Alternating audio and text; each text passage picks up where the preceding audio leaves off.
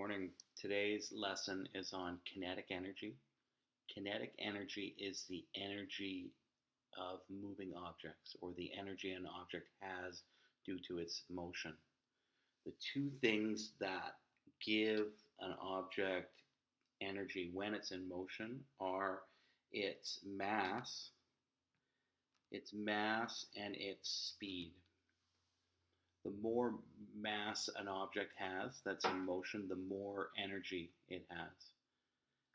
Me walking at a certain speed versus a train at that same speed, it's going to be easier to stop me than a train. The other thing that gives an object kinetic energy is the speed. And the higher speed an object is traveling at, the more kinetic energy that object has. Kinetic energy is measured in joules, just like potential energy, just like work. Kinetic energy has a formula that we're going to use a couple of versions of it. The one I have in a box there is the main one, and it's saying that kinetic energy is the mass of an object times the velocity or speed of an object squared, so times itself, divided by 2. I have a couple of rearranged versions of this formula in the notes here. One you use if you are looking for the mass of an object. One you would use if you were looking for the velocity. So we will go through the basic one where we're looking for the kinetic energy first. So we're being asked to find the kinetic energy of a 1.8 kilogram ball that moves 4.56 meters per second, and we're asked to find it to 2 significant digits. So we have our formula that kinetic energy is equal to mass times velocity squared divided by 2. The mass of the object is 1.8 kg. The velocity is 4.56 meters per second. We're going to need to square that number and then divide it all by 2. So just a little tip on calculator operations. If you don't have a square button, or you don't know where that is, you can just multiply the number by itself. With BEDMAS, we're recommended we do that operation first. So if you're just using basic calculator, 4.56 times 4.56, we then multiply that by 1.8 kilograms, divide by 2. That gives us as an answer 18.714.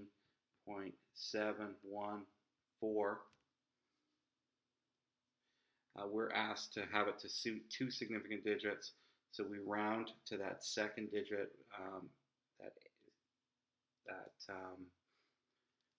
the ones place.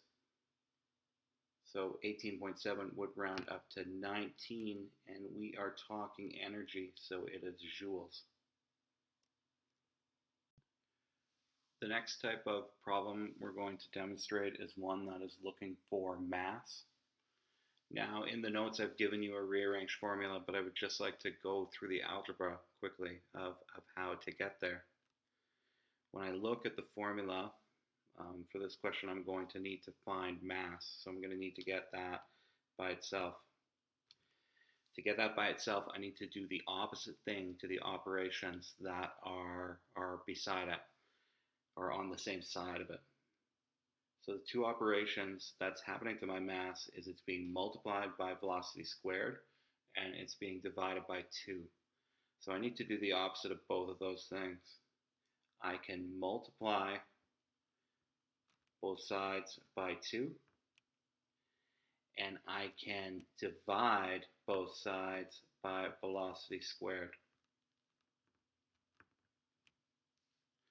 What that does for me on the right side is velocity squared divided by velocity squared cancels. 2 divided by 2 cancels, leaving me with just mass.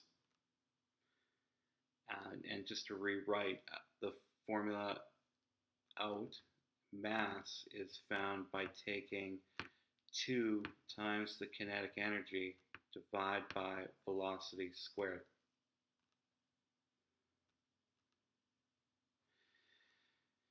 Now to the problem that we have. A runner has a top speed of 10.5 meters per second, so it's giving us the velocity there, or the speed, and a kinetic energy of 8.6 times 10 to the power of 3 joules. So it's giving us kinetic energy there. We're going to need to convert that into standard form. So 8.6 times 10 to the power of 3, it's like moving my decimal place over 1, 2, add a 0, 3, add a 0. So that energy, or the kinetic energy, is 8,600 joules. So we have the velocity, we have the kinetic energy. We're going to use that to find the mass. So my mass is equal to 2 times the kinetic energy, which is 8,600 joules. And that's going to be divided by my velocity squared. Velocity is 10.5 meters per second. I have to square that number. So again, where people make the mistake is in your calculator operations. Maybe you have a good calculator and you know how to use it, but the one place where you can find yourself making a mistake is not squaring first. So I'm going to square 10.5, and that gives me 110.25. And I'll just write out the rest of my equation here just for clarity, but I'm not saying that you have to do this route. So now when I take 2 times 8,600 divided by 110.25, I get for an answer 100. My mass would be 156.00907. Now my least number of significant digits would be 2 in this case, 8.6. So I'm going to need to get that to 1 point, I'm going to round up here, times 10 to the power of, I need to move my decimal place, 1, 2 times to the left, 10 to the power of 2, it's mass, so I'm talking kilograms. The last type of problem that we're going to do is a type of problem that is looking for the velocity of the object. You're going to be given kinetic energy, you're going to be given the mass. I'm going to go back to the original formula just to show you how we would rearrange it using algebra. The kinetic energy is on its own. I need to have velocity on its own. But I don't need velocity squared on its own. I need velocity. I need that v by itself. So I'm going to need to do a couple of things. First of all, again, I'm doing the opposite. So I'm going to multiply both sides by 2 to get rid of the divide by 2. Divide by 2 times by 2 cancels. I'm going to do the same thing with this times mass, or velocity times mass. To get rid of that, I'm going to divide both sides by mass. Cancels. Now I need to cancel that squared. To cancel squared, I need to do the opposite of squaring, which is finding the square root. So I'm going to take the square root of v squared. I'm going to take the square root of this other side here. Why do I take the square root of v squared? Because v squared is canceled by the square root of it. That looks messy there, I'm realizing, but I hope you follow. And even if you don't, I think you're gonna have access to this alternative formula, which is that velocity is equal to 2 times kinetic energy divided by mass. So let's now find the things we need and put them into the formula. I have a 1,000 kilogram car. Well, 1,000 kilograms, that's my mass, with 2.4 times 10 to the power of 5 joules of kinetic energy. Well, there's my kinetic energy. I'm regretting having all these scientific notation ones because it's making my video longer.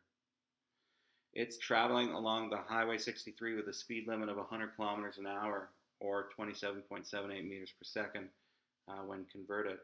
Determine if this car is speeding.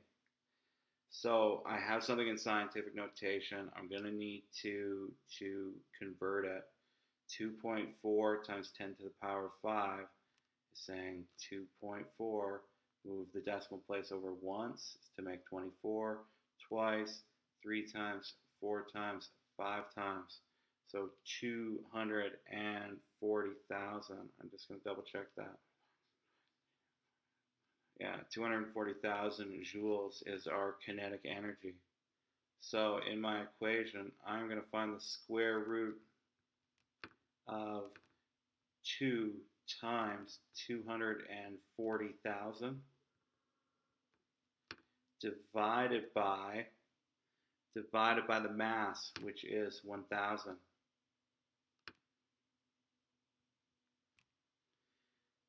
So I'm going to maybe simplify this a little bit.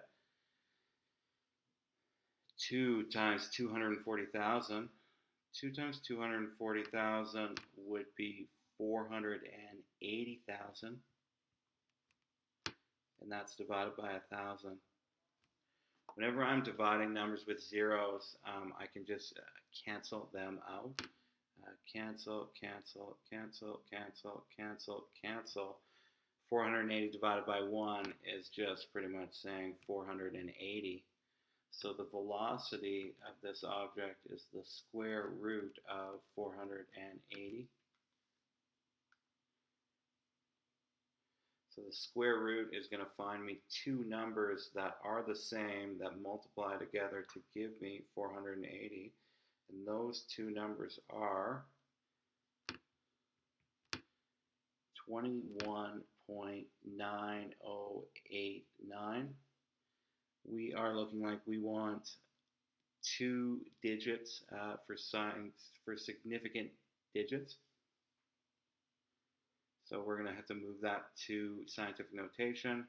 It's going to be 2 point, the 9 rounds this up to 2, times 10 to the power of, I need to move my decimal place 1 time to the left, so it's just times 10 to the power of 1.